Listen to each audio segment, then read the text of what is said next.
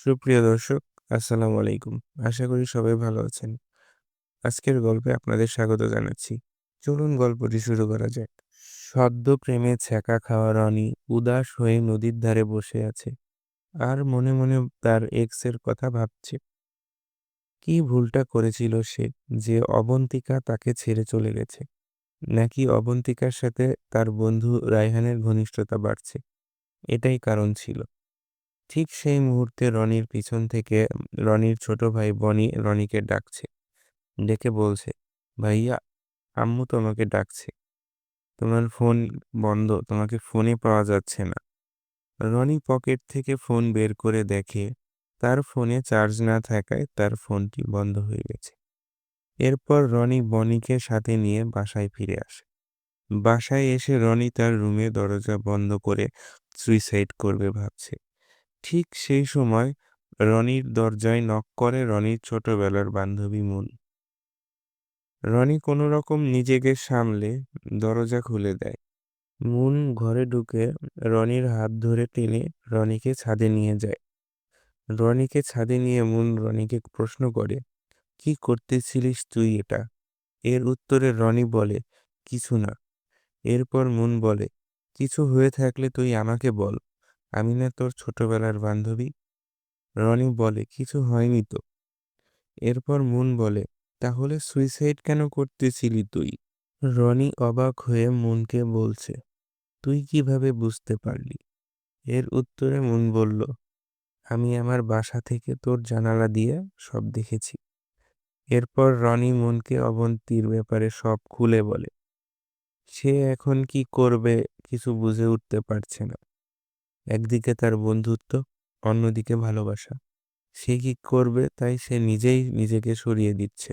এরপর মুন রনিকে বোঝাতে থাকে, তারা তো অলরেডি রনির জীবন থেকে অনেক দূর সরে গেছে। এখানে রনি বেঁচে থাকলেই কি আর মরে গেলেই কি। তাই রনির উচিত অনেক ভালো কিছু করে তাদেরকে দেখিয়ে দেওয়া। মুনের সাথে কথা বলার পর রনির মনটা হালকা হয়ে আসে। সে সুইসাইডের পথ থেকে সরে আসে। এরপর থেকে রনির যখনই মন খারাপ হয় তখনই সে মুনের সাথে কথা বলে। রনি এখন বুঝতে পারছে মুনের সাথে কথা বললে তার অনেক ভালো লাগে। এইভাবে রনি ও মুনের মধ্যে ঘনিষ্ঠতা বাড়তে থাকে। এইদিকে মুন রনিকে অনেক ছোটবেলা থেকেই পছন্দ করে, কিন্তু মুখ ফুটে কখনো বলেনি। এখন অবশ্য রনিও মুনকে ধীরে ধীরে পছন্দ করা শুরু করে দিয়েছে।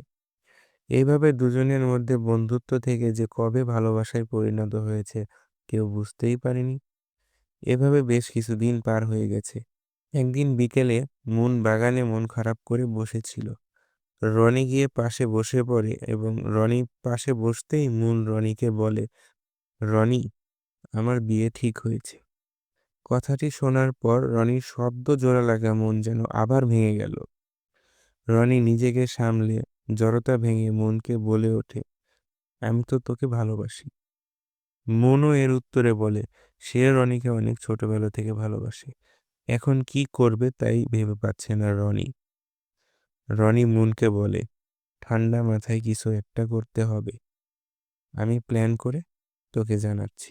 এই বলে রনি চলে আসে। রনি নদীর ধারে বসে ভাবছে, কি করবে এখন সে?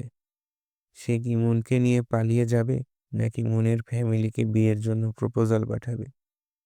সে যে মুনকে বিয়ে করবে সে তো এখনো নিজের পায়ে দাঁড়াতে পারেনি। ভাবতে ভাবতে সে খেয়াল করলো অবন্তিকা তার পিছনে দাঁড়ানো। রনি নদীর পাড় থেকে উঠে অবন্তিকার দিকে একবার তাকিয়ে নদীর ধার থেকে চলে যেতে থাকে। ঠিক সেই সময় অবন্তিকা রনিকে ডাক দেয় এবং সে রনিকে সরি বলে এবং সে বলে রায়হান তার সাথে প্রতারণা করেছে, তাই সে আবার রনির জীবনে ফিরে আসতে চায়।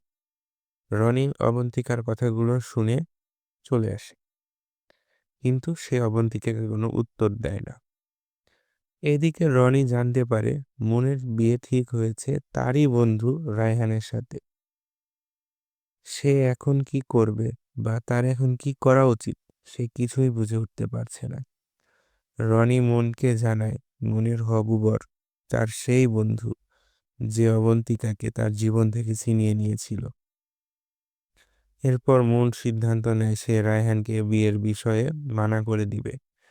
ঠিক সেই মুহূর্তে মুনের মা রনি এবং মুনের বিষয়টি জানতে পারে এবং মুনকে বিয়ের জন্য নানাভাবে ব্ল্যাকমেইল করতে থাকে।